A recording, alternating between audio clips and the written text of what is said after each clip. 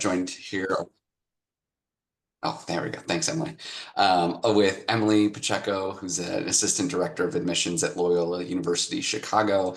And together, Emily and I and a few other folks have sort of co-founded and started the AI and college admissions NACAC SIG. So we're excited to talk a little bit more about some of the ethics and implications, all that fun stuff with um, what is AI in college admissions.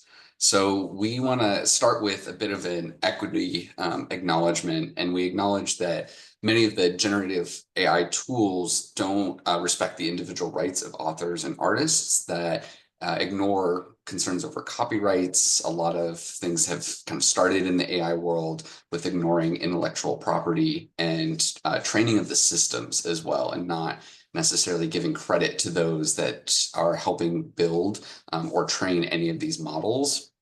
We also acknowledge that a lot of AI systems put exploitation on workers in the global south, and that it may have some large scale extraction of resources from the environment. You know, it's very expensive. It takes a lot of energy to run AI models. And so we acknowledge that a lot of the resources like hardware are sometimes causing some more harm, especially in the global climate change, than we hopefully would like. And so we're acknowledging a lot of those things. Hopefully those are areas that continue to grow and improve as the world of AI continues to evolve. So a quick agenda for the day, and we're gonna make this as interactive as possible. So we'll also have a couple polls and quizzes in here, but we're gonna start with talking a little bit about just AI and your comfort scale, where you have seen AI use and where you plan to be using it, and then getting a better sense of how we all feel about AI and some of the ethics around it. Talk a bit more about some of the knowledge gap that exists and how we can sort of close that as quickly and as ethically as possible, and really get up to speed. We'll share a couple more specific examples about AI specific policies within admissions offices, and then talk about some of the tools that both admissions and students have been using kind of along the way, and then leave some time at the end to ask any questions as well. So we're going to start with our first poll. And so there's two quick questions in here. The first is, are you currently using AI? So whether you're on sort of the pro side all the way down to not really sure, how to use it or where AI can be leveraged. And then the others is, how is your organization approaching AI, and recognizing that these might be two very different ends of the spectrum. So give a couple seconds there for folks to fill it out.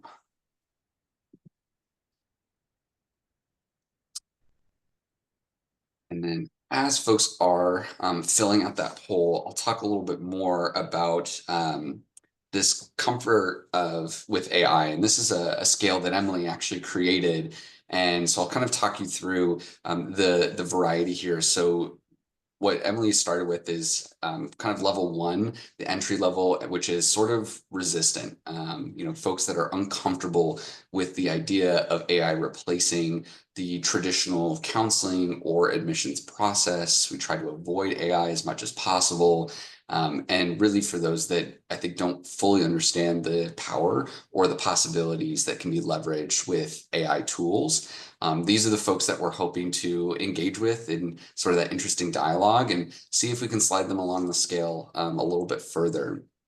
Then as you open up a little bit more to AI and you get into kind of the 1.5 and 2 comfort level is where folks start to be using AI, but they're also a little bit cautious. They're a little skeptical. They're maybe familiar with how AI works. You throw a prompt into ChatGPT and it gives you some sort of an output, but maybe start to develop those questions about, well, how is it coming up with these answers? What is the model that it's maybe been trained off of? Those kinds of things. Then we move into more of the neutral space, which is using AI for more of those routine or mundane tasks, have sort of a balanced view on the role of AI, that it can be a powerful tool, but also maybe a little still skeptical in some of its usage. And then as we get into like the fours and fives, folks that are not only just comfortable, but also strong advocates for using AI wherever we certainly can. And that could be personal life, professional, kind of anything in between. So, um, Emily, if I end this poll, everyone can see it? Yep. Cool. So I'll do it right now. I'm going to share the results. Um, so as far as who's currently using AI, we've got about 15% that think they're an AI pro, which is fantastic. I think that is certainly an increase from when we've done this presentation before. So I'm excited to see that folks are growing more comfortable. No one that's not too sure, which is also a positive sign. And then I think what's, kind of a standard bell curve almost is a good number of folks are kind of in that 3, maybe 4 range, where you've experimented a little bit here and there, or have used it several times, but seeing if we can get more folks up into that 4 and 5 range. And then with how is your organization approaching the AI? Interesting to see that almost half haven't addressed AI yet, but it's definitely on their radar. And I think that's one of the core things that we'll talk about today is the importance of getting it off the radar and actually having a plan or an implementation about talking about AI. Same with the cautious exploration. And I'd be interested to hear from the one person that said that they have a strict AI policy. Maybe they can share a little bit more in the Q&A section. I will say, yes, this is being recorded, and we will be sharing that out a little bit later. We also have the Q&A section, so certainly share that information with us or any questions along the way. All right, go ahead and close that, and I'll pass it along to you, Emily. Sebastian. Thanks. That was a great introduction, I think. Really, one of the big catalysts for starting this was, for this presentation, for this webinar, was realizing that there's more and more questions that we're getting asked about the use of AI in college admissions, but most of us in this world, in this work, is lacking the training to answer most of those questions. A lot of us are coming up with answers on our own, based on the knowledge, the resources, the research we've done, but there's clearly a gap in the knowledge at this time. And I really think that's because of where we are. That's really just the nature of new technology. This new technology is moving very fast, and we work basically, most of us work at institutions that don't move very fast. So those two things are in opposition with each other, this fast moving AI and the nature of the organizations we work in. And so most admission offices so far have not provided their admission counselors with much training in terms of how you should approach questions from prospective students, from counselors, from students' parents, and even from other people on the campus, faculty members that are coming to the office and asking, what are you guys saying about how to use AI, or if AI should even be used in the admission process? So those questions are increasing. We're hearing from more people, more people asking those kinds of questions. And there's just limited awareness by most of us in our admission offices in terms of how it's being used, both in our office, but also in the bigger campus-wide, how it's being used on our campuses at our institutions. So I think that's a really good place to start in this conversation. If you're at that point where you're like, yeah, I'm one of those people, I don't have a clue what's going on at my school. That's okay. That's expected. That's where most of us are. The majority of people right now are right there. They don't know what's happening at their institutions. But that's an easy thing to fix. You can do research sitting at your desk and find out a lot. You can find out what kind of, if there's research going on, if there's faculty members involved in research on your campus.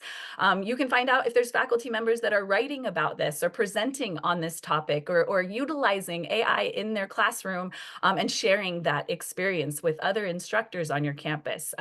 You can also find out if if your campus already has AI policies. So familiarizing yourself with that larger policy that applies to your your campus, to how it's used in the classroom, how faculty are expected to engage with it, and even how administrators, you yourself, what are the expectations in terms of how you are interacting with AI in your role in admissions.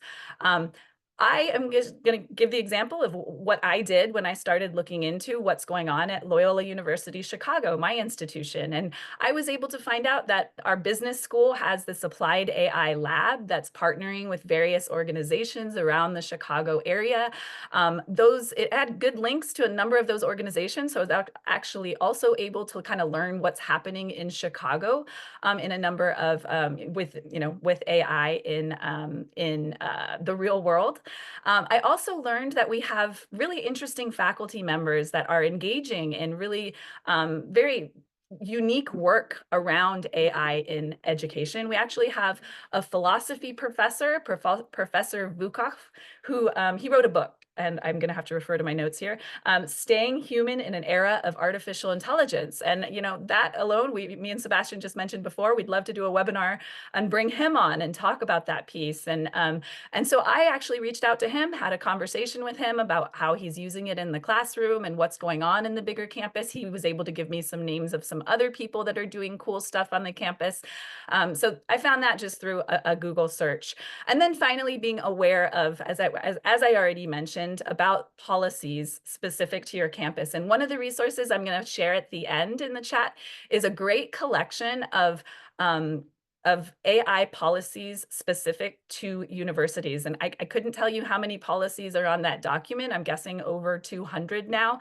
I didn't put that together myself, but it is a really great place where you can see that most universities have a policy around how AI should be used on your campus. Now, specific to the admissions, AI in college admissions, because that's what our group is really focusing on.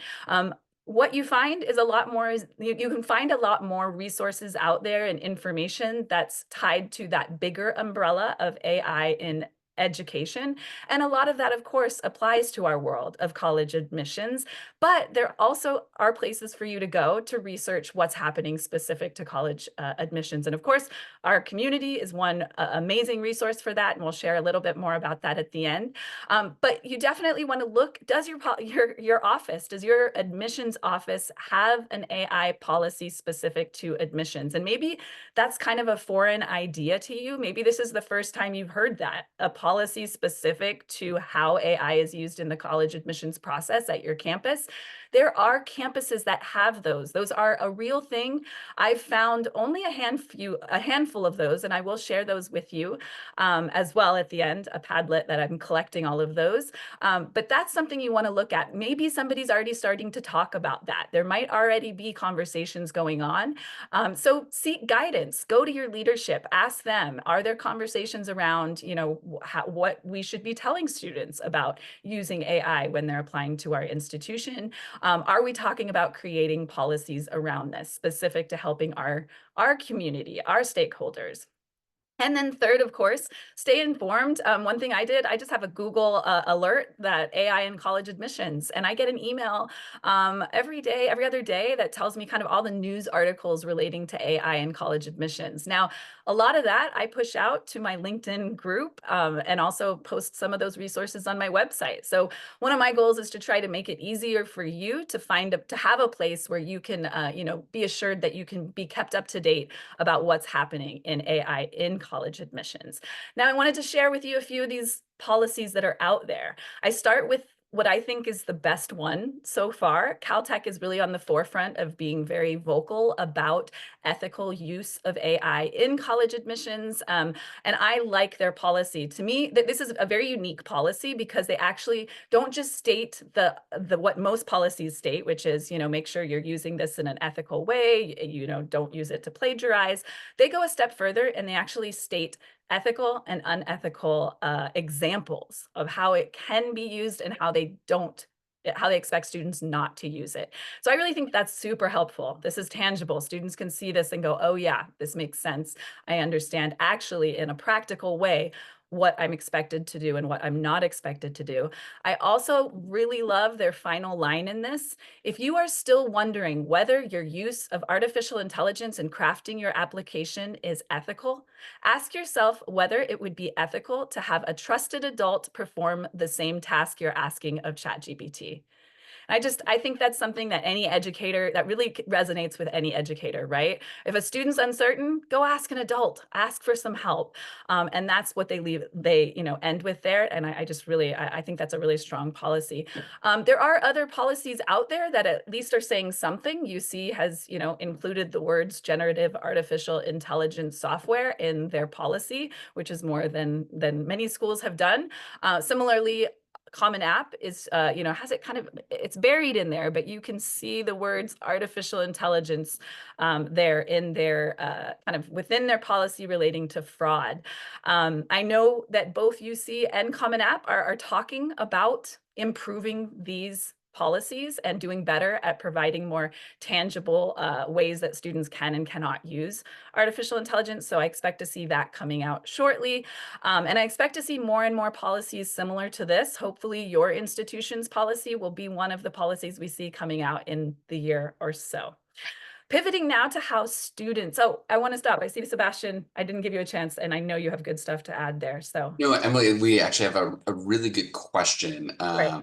from someone. So they said, we as counselors slash consultants, what should we know about these policies to communicate with our students? And I think it leads to when you mentioned earlier, like the knowledge gap, and I always like to use the term like write your ethics in stone and your opinions in sand. I think these are going to be sort of like the test optional movement. A lot of schools might make an early jump or claims, and they may change in the future. So I think that is one important thing to know is that, like most things in the admissions process, it is going to be up to each individual school.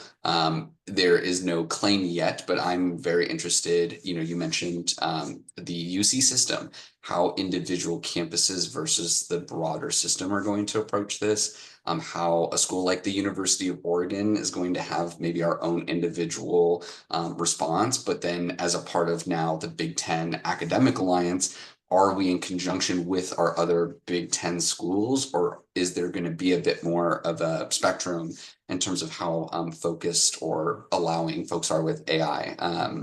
There's also schools that we didn't mention that are on the other end of the spectrum, and there's one in particular that uses the terminology of not only can students not use artificial intelligence or AI to influence any part of their application, they go as far to say any external influence. And that's very broad, open to interpretation. And unfortunately, that could leave a lot of wiggle room for legal cases for things like parents or counselors or even, an IEC that can be considered as an external influence that might put a student at sort of jeopardy. I think in those situations, schools have to be really careful about how they explicitly determine influence or how a student's application is determined. Yeah, But thanks. And I will also add there what I see in that question is I think a very valid concern of kind of like, is this yet another thing we have as counselors like need to be concerned about? And I'm worried about that because what I don't want to happen is to be one more thing that students have to research for each university that they're applying to, and they have to be aware that this university allows it to be used in this way, and this university allows it to be in this way, but not that way. That to me is not where the future that I hope that we are heading into. And that's one of the goals among many of this organization is to try to help universities come to some central agreement of what is ethical and what is unethical, so that students can, look to that. And I really see our organization could be crucial in that, helping to provide those guidelines, in partnership with some other organizations we're talking with at this time. But I'm highlighting here Caltech's policy because I would hope it would look something similar to this, that it really outlines, key ways that it can ethically, unethically be used, but then also gives that caveat that obviously this cannot pertain to every single, application. There's new applications coming out all the time that we can't possibly write a policy to incorporate that encompasses everything. So we need to make that additional statement that things are changing. You need to talk to an adult if you're unsure. But we hear you. We know there is concern that this is an additional step in the whole application process. We're going to pivot here just to how students are using it, because although we are, as admission people, me and Sebastian are here on the side of working mostly with prospective students and kind of, from that angle, but it's very important that in our role, we also understand how students are using these tools at this time. And they're using them in a lot of different ways. I presented 5 times this year on ethical ways students can use it in the college essay process. There are definitely really cool ways that students can use it to help them in that process, but still to have that final written product be authentic and be theirs, which is obviously the goal of making sure we keep that in the college essay process. It also is just an insanely good tool to research universities. It can help create new financial models. So, a student who's looking at 6 different options and not exactly sure how these 6 different options compare with each other or what they mean for them, directly in their financial situation, there's amazing tools coming out to help them better visualize that and get better information about that. And then just the general college questions. Really, what I see AI doing is providing college counseling to kids who used to not have access to it. I usually start whenever I'm talking to counselors, I say, I wish every student had one of you, a qualified high school counselor who they could go to, who they could depend on, who they could, be sure that they would have time with that person and be able to, work through this very confusing process with them. But the reality is the majority of our students don't have that today. So what this is doing is, what all of these things on this slide are things that high school counselors are doing with students right now, but this will hopefully provide those high school counselors a little bit of relief where you can service more students, and also provide students who just don't have any access to quality high school counseling to their first access to that, to get some access to quality counseling. I wanted to show you 2 prompts. And honestly, when I first saw these prompts, it kind of blew my mind open to what prompt engineering means. I had heard about, you can write in the prompt of what you want it to sound like. You can make it sound like Shakespeare. You can, I'd heard that, but I did not understand exactly how complex a prompt can be and how it can help you solve way more than just one problem. And this is a prompt that could, as you are reading through it, you can see it could really do what a good college counselor could do, something that would take a lot of time for a college counselor to do if they were sitting with a student and doing this exercise. This prompt was created by a very talented college counselor. His name is Jeff Neal. He is at Graded, the American school in Rio. He speaks extensively on AI and what his office and what his practice, what the counseling center there is doing with these amazing tools. He created this prompt. He said it took him about 4 to 5 hours and many, many iterations to come up with this. So this is an activity where a counselor could give a student, and it would walk them through a variety of questions to help them come up with that college list. And that balanced college list, that list that, provides them with some institutions that are easier to get into, some more selective institutions, and then those reach or far reach selections as well. So this actually, it creates kind of a whole activity that students can do. And at the end, they have a list. That student could then take that back. And this is what Jeff does. He says, a student comes to me with that list and we talk over that list. Some of the suggestions might be terrible. Some are fabulous, even, ones that I wouldn't have thought, but are wonderful additions. And it's missing some that I then can throw out based on what is there. So I just share these 2 prompts to just kind of show you how complex and how many steps you can include in when you're creating a prompt. And this is another one that Jeff uses in his college counseling practice to help students come up with a calendar. So we all know that planning is really, really difficult, can be really difficult for high school juniors and seniors to kind of figure out, well, when should I start working on my applications if I need to get them in on this date? And so this activity will help students. The text that you see in yellow, students put their own personal information in there. So, what schools they're applying 2, how many days each phase that they want for each phase. This example here has some things that are specific to Jeff's school, such as something that happened October 25th to 29th when students couldn't work on applications. So through this activity, the student has a plan. And not only does it have a plan, but it goes to a second step. It creates that into a CSV file that can just be uploaded into the student's calendar. And the student now has a college planner in place. You can imagine how much time this would take a college counselor to do sitting next to a student. That can save amazing amounts of time doing it that way. These are some tools that students are using. Students are using some of these tools in conjunction with qualified high school counselors. So many of these tools are already used by counselors. Essay.ai is an example that helps students in the college essay writing process, and many college counselors are using that tool as well to work with their students in that process.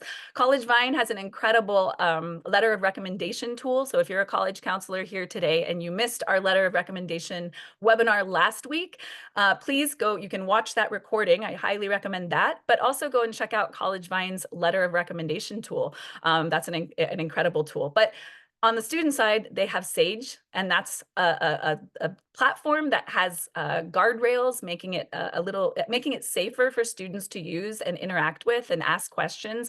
It is tailored to college admissions, so that's really what it's able to talk about. That's its expertise, and it really doesn't drift far outside of that. I do want to highlight, I don't vouch for all of these tools. And I think, I included that bypassgpt.ai. There are tools here that students use to get around AI detectors. And that's a real thing that's happening. It's actually not very hard to get around detectors with pretty basic, steps that students take, including tools like this that are helping students essentially cheat. So I point out there are definitely lots of ethical tools, but just as many unethical tools are popping up as well. Yeah, thanks, Emily. I think it really goes back to the ethics, and allowing schools to understand what their policies are, but also for students, if they're going to be using and like inputting their information into a chat GPT, understanding that some platforms are using user input to allow them to train their models, and so should not be including, personally identifiable information, and others have a little bit more security around those kinds of things. So, we as a group with the AI College Admissions NACAC SIG, we're not highlighting any specific certain partners or anything like that. There's a lot of great resources out there for students to use. So there was a. I'm so sorry to interrupt. I'm just realizing I forgot to do a couple polls. Can I jump in and throw Oh those yeah, out? yeah, go ahead. Okay, I'm going to do that before we do a demo here. We have a few polls. We'd love to hear from you, and I'm trying to do better at sprinkling these in throughout. But I think now's a good time. I do want to ask you about. Let me pull this up. Give me a second. Your institutional AI policy. And I talked about that. Does your institution, have a policy? Have you read it? We're very curious of how many of you have actually looked at your institution's AI policy and reviewed that. Are you aware of it? So just take a moment for that question.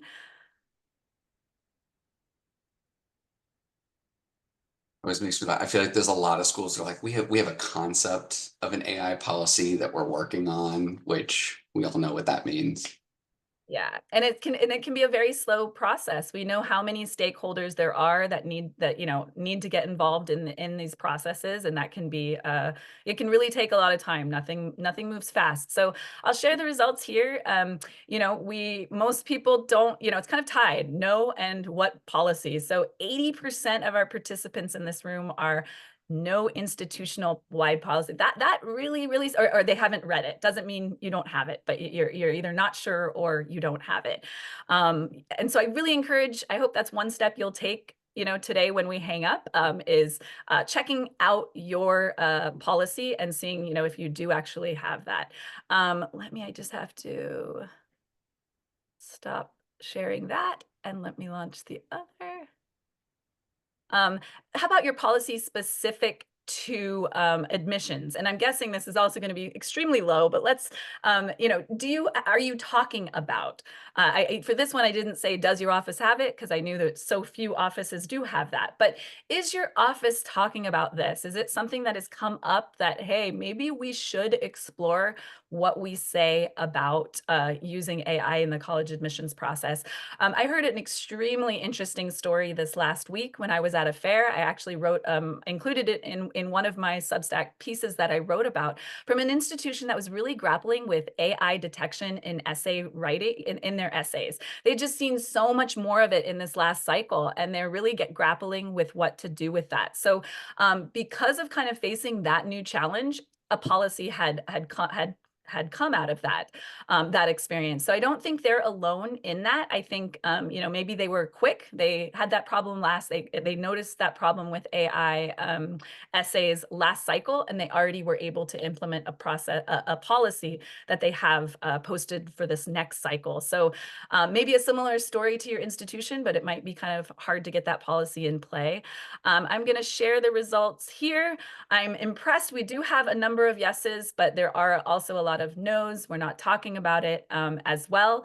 So yeah, one thing I do hope that you'll share your policy with us. And I'll mention that again at the end when I share. I'd love to see your policy specific to AI in admissions. Let me just give one second, and then we'll go into it, the demo.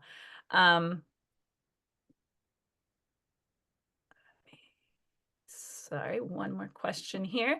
Yes, and this is a question I'd want to ask about those conversations that you're having with prospective students. Is that something that's come up? Sebastian, I know you mentioned that we talked a little bit about this before we launched this webinar. Do you want to talk about your experience talking with prospective students? Yeah, I mean, I've had a lot of interesting conversations. I'm excited that students are starting to bring that conversation to us rather than forcing us to bring it to them.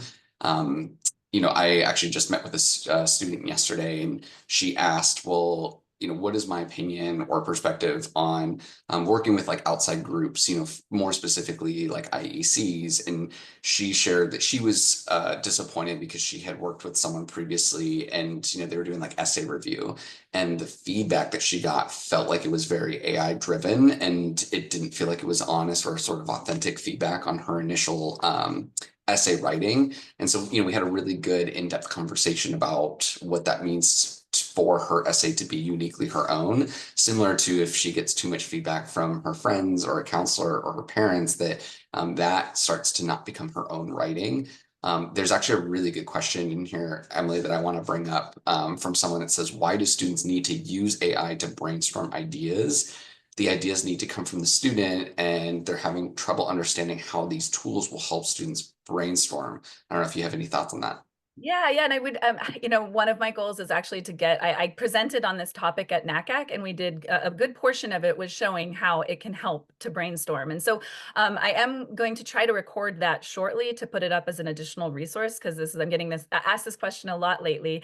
But what I will say about that is, when you take a prompt that a student might not have ever been able to even start thinking about, because it's something that they don't understand, and in my example, in my presentation, I use the University of Chicago prompts, and if you're familiar with those, they're really odd and different, and some of them are just very academic. And so a student reads through it and doesn't even know where to start. It can help them understand that prompt. So the one I use is asking about a new possible Nobel Peace Prize that a student might recommend, and why would they recommend it. That's the prompt. Well, if a student doesn't know what the Nobel Peace Prize is, that prompt is off the table. But with a very simple exploration online, and what we have found is ChatGPT is actually much better at research than Google is. It can be, if you prompt it in the right ways.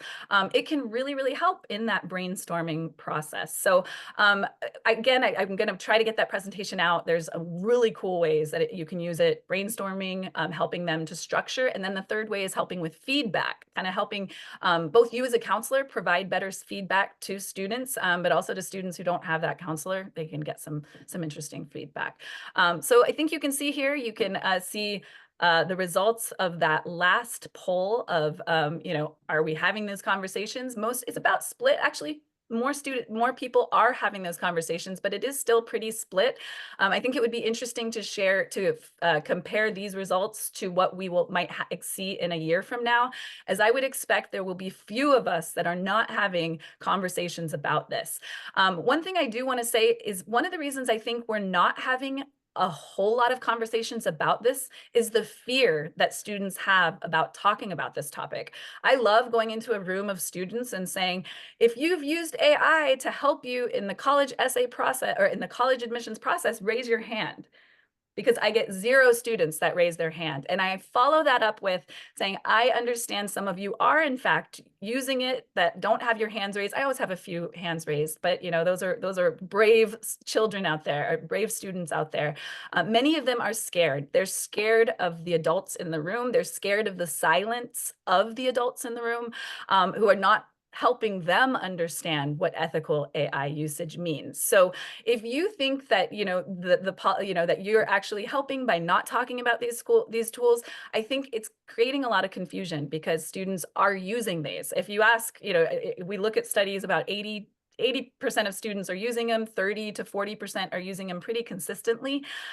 What we find is they're using them in both ethical and unethical ways, and they're not really receiving a whole lot of guidance in terms of how to use it. So I'm hoping we can get our road warriors, our admission folks that are out there to help us overcome this problem, to be ready to talk to students and say, hey, I can help you. We can talk about what ethical AI means, and I can help you understand how not to use it, how it can water down your essay, how you can, how it can make your essay, your application appear inauthentic if you're using it in the wrong ways.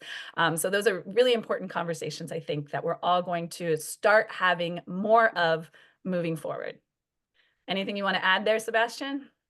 Yeah, I think just back to the original question, like when it comes to the brainstorming piece, I think AI is great at helping folks, admittedly like me, that I always tease, like I was a bit of a wild child, and that's WHY. Like I was that kid who was always asking my parents, why, what about this?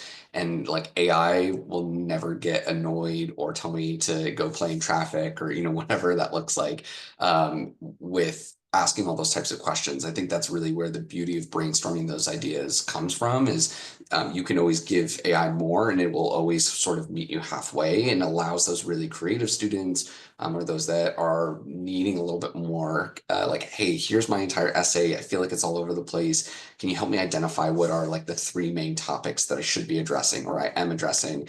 And if the AI, model is able to sort of condense what the 3 topics are, and one of those is not something that you want to be speaking towards in your central essay, that's a great way for students to then revisit those parts of the essay and be a little bit more concise. It's that refinement piece, because I think too many of the essays that I do read are students that want to talk about 5 or 6 different topics, and it's really difficult to be able to string those all together in, a short 650 words, let's call it.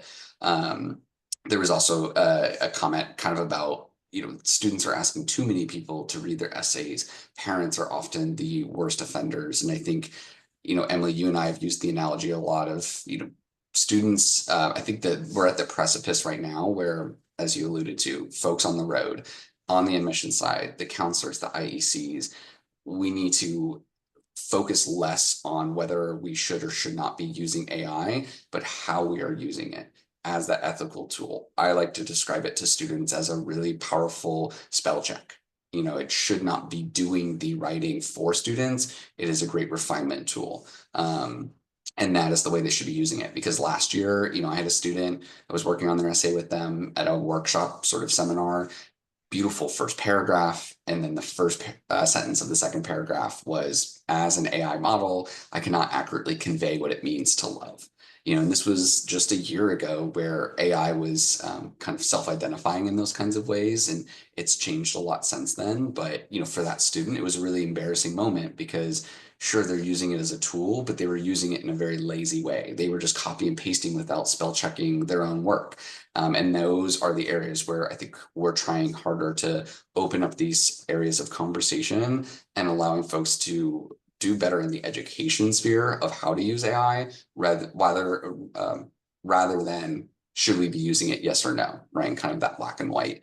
opportunity. So I think if just for the sake of time, we want to move. Yeah, we do want to move forward. One other question that came in, I said some statistics about how students are using those. I will pull statistics and I'm going to post on LinkedIn in our community. I'm always looking at those of like what percentage of students are, have used it. And I do have some of those links, but I don't have them to share here. I'm going to post them to the group a little bit later today. And then the last thing before we jump into the demo, just want to bring this back to the idea of providing more accessibility to students to college education. And that's really what we see AI could help with. And so we have been reading essays for decades that we know have been written by expensive college counselors or wonderful, college counselors that have the ability, have smaller caseloads, or even parents who are able to help in that process. We're seeing something new now, and this is a whole new group of students who have access to an additional kind of help. And as we all know, there have been ways that counselors work with students both ethically but also unethically. And there are essays that we all have read in the admissions world that we know the student did not write on their own and wrote with too much help from an adult.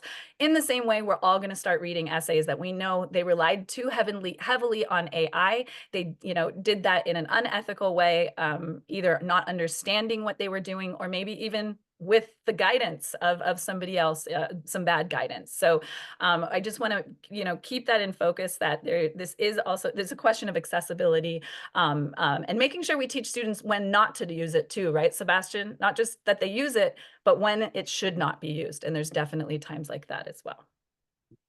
All right. Awesome. Shifting the focus back at least a little bit to more like folks, for example, on our side of the desk on the college side, where these continue to be really powerful tools. Someone had asked much earlier, Emily, what did you use to actually create, this presentation, and at least as a template or an outline. And so this is a great example of an app called Gamma that we've really, learned to love and use. And so it is a great tool where you can give it text or a file. It can also generate on its own.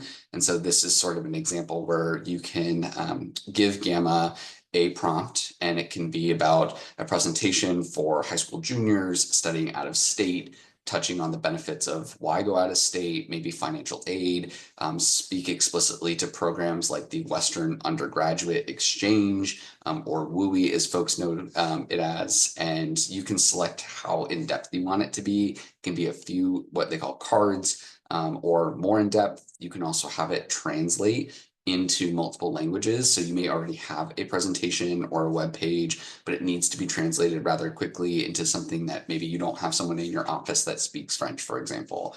It can do that rather quickly. It gives you sort of a quick general outline, those 10 topics or presentation slides, if you will, and you can really customize this further. So you can tell it to be more brief, be more detailed, and then also include either AI generated images, some from the websites, anything like that. You can allow it to be sort of customized, or for folks that work in marketing and communications, meet some sort of a brand guideline or template. And there's, of course, a lot of different options.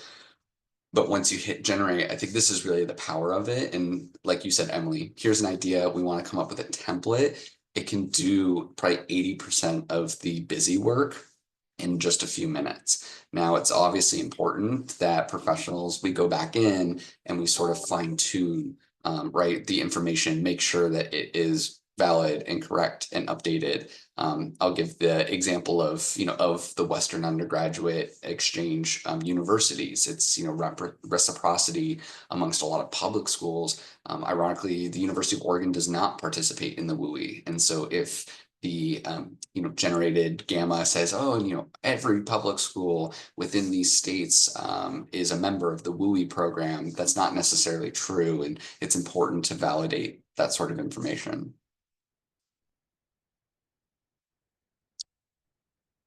Yeah, go for it. Sorry, I was having trouble getting the mute off. Yeah, I just wanted to actually I'm hoping I brought it up just live here, but just to give an example. Oh, shoot, that didn't, I think I'm trying to share the presentation to kind of just show what that looks like for, what that final result looks like. So I hope, can you see that there, Sebastian? Yeah, and I'll put it in the chat as well. Yeah, if you can put that there. So you can explore it, but it really created something with some good images. I mean, you can go in and you can say, I don't like that image. I need a new image. You can expand that.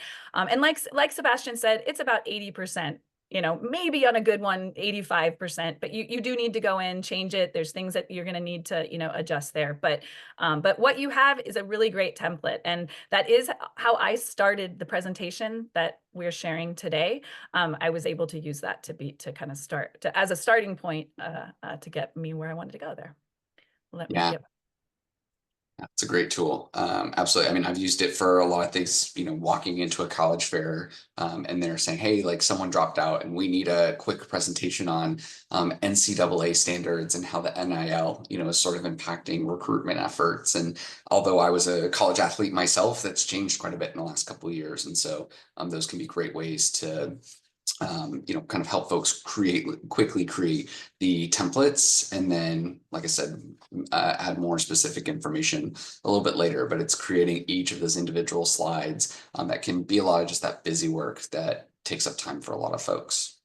And Sebastian did bring up a great question of like, what we already have template for some of these, but it's often that, the template works, but then you're asked to add that additional something in it, like we want an out-of-state presentation, but we want to highlight options in New York for some reason. And so you've got that out-of-state presentation, but, to create that additional kind of focus on New York, this tool can quickly do that for you. So yeah, we wanted to share just a really useful tool in this presentation. Our goal was to kind of show you, the importance of knowing how to talk about AI, the importance of keeping up yourself kind of up on what is happening in the world of AI in education on your campus, and even more specifically in the AI in college admissions world. And Sebastian mentioned we are a SIG, a special interest group. We're recognized by NACAC. That's recent. We started this group in May. We're coming up on 1,200 members. So if you're not yet one of our members, please make sure to join the AI and college admissions special interest group. And definitely, these four kind of these four ideas that I have on this slide, these are really central to who we are as an organization, what we want to do, what we want to, make sure we maintain. Really, again, that idea of enhancing accessibility and really making sure that the human is at the core of this work. We see this as, human-centered artificial intelligence, and that's really kind of everything we put out there is really making sure that we keep that aspect of the human in every step. We have an amazing advisory board that we've put together, and here are all my beautiful advisors. I do want to give a special shout out to Jasmine, who's behind the scenes today, helping to make this possible, and we're able to use their platform to run these Zooms. So thank you very much. And to all of the advisors, it's just a really great group. I work hard. We've worked hard to put together a group of advisors that represents all of our different members. You today are likely in one of these groups. We have admission professionals like Sebastian and myself. That includes enrollment directors and anybody working in that admissions space. We also have college counselors and independent educational consultants and CBOs who work with students, helping them in that process to find study opportunities in higher ed. And then finally, we have a lot of people, I'm sure, here today. I know we have some people from the ed tech community, and we've worked closely with many of these organizations. Both Essay.ai and College Vine are both our partners. That we worked with them to help us do what we did at NACAC. So we want to represent, recognize these different groups, and we've worked really hard to make sure that our advisors are also representative of our members. We're doing a lot. This was our second webinar in our series, and we have a few more in the works this year. We're going to be doing one focused on ethics, and that's a lot to take on, but we're really excited about kind of talking about the data concerns and environmental impact. We're also going to be talking about just kind of the ethics of using it in writing as well. We have one that's focusing on chatbots. So, if your institute is implementing a chatbot or starting those conversations of should we implement a chatbot, definitely you don't want to miss this webinar. We're going to be looking at a few institutions that have actually implemented chatbots and seeing how that process went. And then another really useful one for both admission people and counselors are how to write better prompts. So this is, prompt engineering, but prompt engineering specific to college admissions. So we're gonna be working with one of our partners who's put out some really great resources in that area. So highly recommend to put these on your calendar. And then finally here, I think, I don't know if, do we have any questions that we need to answer before we, oh yeah, that one. No, I think we're good. We've gotten through the questions. I do want to highlight here, this is how you find us. So we do have a website, edhub.ai, where you can find resources and you can find, that's also where you're going to register for our events. And then in addition there, you can just join our special interest group at that link. And then we do have a resource document that has a number of great articles and really good resources, including those prompts from Jeff Neal that I showcased today. So the 2 college prompts that I showed today from Jeff Neal, the college list one and the college planner, you can find both of those on the resource guide. I think we have one more question that came in here. Let me see. Yes, just a comment about using it. So I think that anything else you want to add, Sebastian, before we leave? I do have a couple links. Oh, yes. For sure. We have a survey. Please make sure at the end, when your window closes, there will be a short survey. We're trying to kind of gauge what we want to do next and we want to serve you best. So we'd really appreciate if you could fill out that short survey at the end. I also have just a few links I'm going to share with you here. I think you already shared the Gamma presentation, but before you leave, if you want to pull any of these links directly to our events page, our LinkedIn group, these are the 2 Padlets that I mentioned in earlier.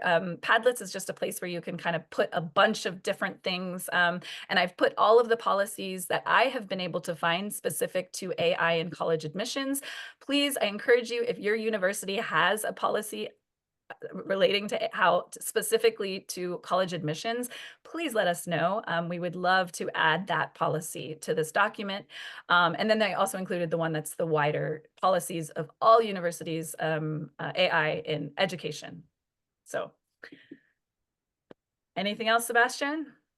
No, I appreciate all the folks that had asked questions. Again, with just our NACAC level SIG, there's a lot of opinions, a lot of ethical questions that we're starting to ask, and so we really wanted to just create that open space for folks to be able to engage with one another, engage with us.